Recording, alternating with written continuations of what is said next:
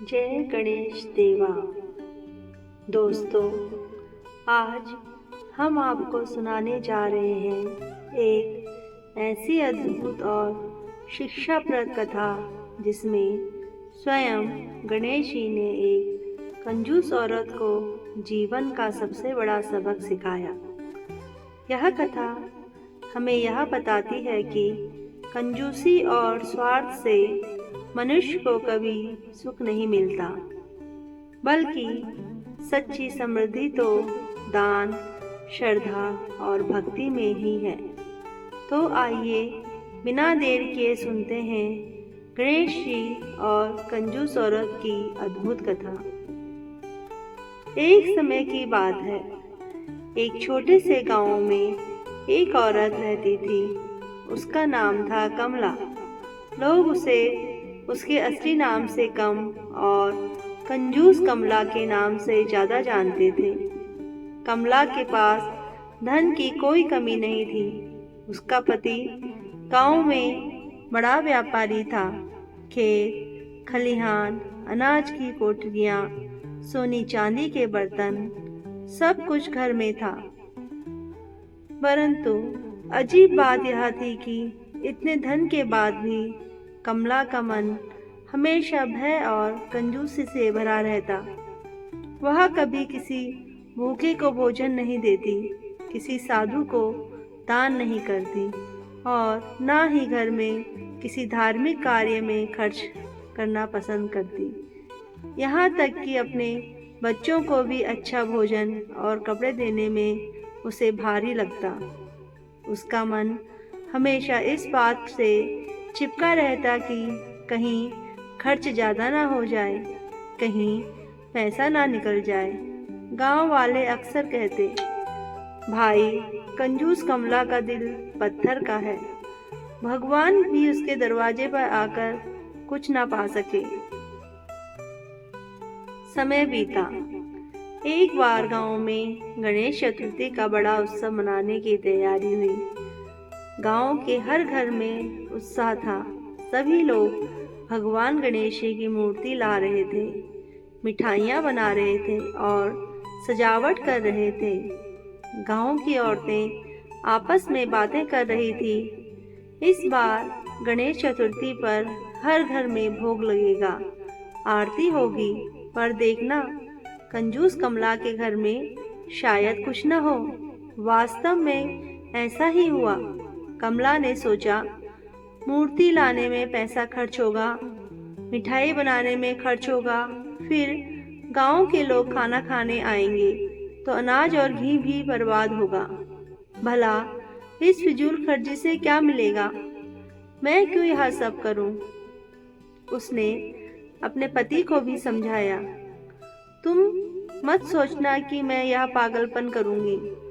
मुझे भगवान पे इतना विश्वास नहीं। अगर गणेश जी को सचमुच प्रसन्न होना है तो बिना पूजा के भी हो सकते हैं। पैसा बर्बाद करने से क्या होगा? उसका पति सीधा साधा था। वह पत्नी की बातों से सहमत हो गया। गणेश चतुर्थी का दिन आया। गांव के हर घर में भजन कीर्तन की ध्वनि आ रही थी। लोग गणेश जी की आरती कर रहे थे, लेकिन कमला का घर अंधकार और सन्नाटे से भरा हुआ था। गणेश जी ने जब देखा कि सारे गांव में उनकी पूजा हो रही है, परंतु एक घर ऐसा है जहां उन्हें स्थान नहीं मिला, तो उन्होंने सोचा, यह कैसी औरत है जो मुझे ही भूल गई। मुझे तो सबसे पहले श्रद्धा चाहिए, ना कि धन। मैं इससे सबक सिखाऊंगा। गणेश जी ने एक साधु का रूप धारण किया और कमला के घर के दरवाजे पर पहुंचे। उन्होंने आवाज दी, माँ, कुछ भोजन मिलेगा? मैं 3 दिन से भूखा हूँ। कमला भीतर से चिल्लाई, जाओ जाओ, मेरे पास कुछ नहीं है। यहाँ कोई भंडारा नहीं चलता। तुम लोग बस खाने के लिए भटकते रहते हो। साधु ने कहा, माँ, एक मुट्ठी चावल ही दे दो, पेट भर जाएगा। कमला ने झुंझलाकर दरवाजा बंद कर लिया और बोली, यहाँ से दफा हो जाओ। मेरे पास अनाज बर्बाद करने के लिए नहीं है। गणेश जी मुस्कुराए। अच्छा, तो तुझे अनाज पर इतना घमंड है? ठीक है, तेरा भंडार ही तुझे सबक सिखाएगा। उस रात जब कमला अनाज के भंडार घर में गई तो उसने देखा कि चावल के बोरे से कीड़े निकल रहे हैं, गेहूं में बदबू आने लगी थी, दाल में कीड़े चल रहे थे। वह घबरा गई। अगले दिन उसने सोचा कि शायद यह नमी के कारण हुआ होगा। उसने और अनाज खरीदा और भंडार में रखा, लेकिन चमत्कार यह था कि नया अनाज भी सड़ने लगा। कुछ ही दिनों में पूरा घर बदबू से भर गया।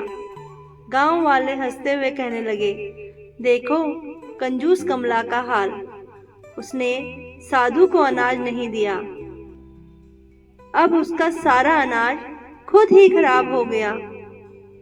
धीरे धीरे संकट और बढ़ने लगा। कमला के पति के व्यापार में घाटा होने लगा, खेतों में सूखा पड़ गया, घर में धन तो था पर खाने को अन्न नहीं बचा। बच्चे भूख से रोने लगे। तब जाकर पति ने कहा, कमला, यह सब तुम्हारी कंजूसी का परिणाम है। उस साधु को तुमने अनाज तक नहीं दिया। मुझे लगता है वह साधु कोई और नहीं, स्वयं भगवान गणेश थे। उनसे माफी मांगनी होगी। कमला अब पछताने लगी, परंतु घमंड ने उसे रोक रखा था। कुछ दिन बाद वही साधु फिर उसके दरवाजे पर आया। इस बार उसकी स्थिति देखकर साधु ने कहा, माँ, अब समझ आई कि दान करने से धन घटता नहीं बल्कि बढ़ता है। अनाज को रोक कर रखने से वह सड़ जाता है, लेकिन जब उसे बांटा जाता है तो उसमें भगवान का आशीर्वाद लगता है। कमला रो पड़ी और पैरों में गिर गई। महाराज, मुझे क्षमा करें, मैं अज्ञानी थी। अब से मैं कंजूसी नहीं करूंगी। कृपया मेरा घर फिर से आशीर्वाद से भर दीजिए। गणेश जी ने अपना असली रूप प्रकट किया। उनके 4 हाथों में पाश, अंकुश, मोदक और आशीर्वाद की मुद्रा चमक उठी। उनके मस्तक पर चंद्रमा और गजमुख देखकर कमला स्तंभ रह गई। गणेश जी बोले, कमला, याद रखो, धन और अन्न तभी सार्थक है जब उसे दूसरों के साथ बांटा जाए। कंजूसी से केवल दुख मिलता है। अब यदि तुमने सचमुच अपना मन बदल लिया है तो आगे से दान पुण्य करती रहना। इतना कहकर गणेश जी अदृश्य हो गए।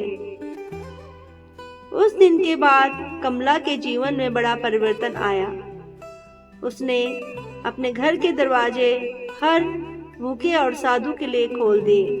वह गांव की गरीब औरतों को भोजन और कपड़े देने लगी। गांव वाले अब उसे कंजूस कमला नहीं बल्कि दानवीर कमला कहने लगे। उसका घर फिर से अनाज और धन से भर गया। पति का व्यापार भी फलने फूलने लगा। कमला ने मन ही मन प्रण किया कि हर गणेश चतुर्थी पर वह बड़े हर्षोल्लास से भगवान गणेश की पूजा करेगी और भंडारा लगाएगी। दोस्तों, यह कथा हमें यह सिखाती है कि कंजूसी और स्वार्थ हमें कभी सुख नहीं दे सकते। धन और अन्न बांटने से घटते नहीं बल्कि और बढ़ते हैं। भगवान को दिखावे की पूजा नहीं चाहिए, उन्हें चाहिए सच्ची श्रद्धा और दया। जब हम दूसरों की भूख मिटाते हैं तभी भगवान हमारे जीवन को समृद्ध करते हैं।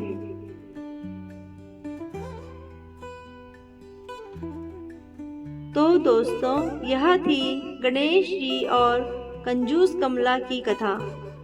इस कहानी से हमें यही सीख मिलती है कि चाहे हमारे पास कितना भी धन क्यों ना हो, यदि हम दूसरों के साथ बांटना नहीं जानते, दान पुण्य नहीं करते और भगवान पर श्रद्धा नहीं रखते, तो वह धन किसी काम का नहीं। असली सुख तो तब है जब हम भगवान की भक्ति के साथ साथ दया और करुणा से जीवन जीते हैं।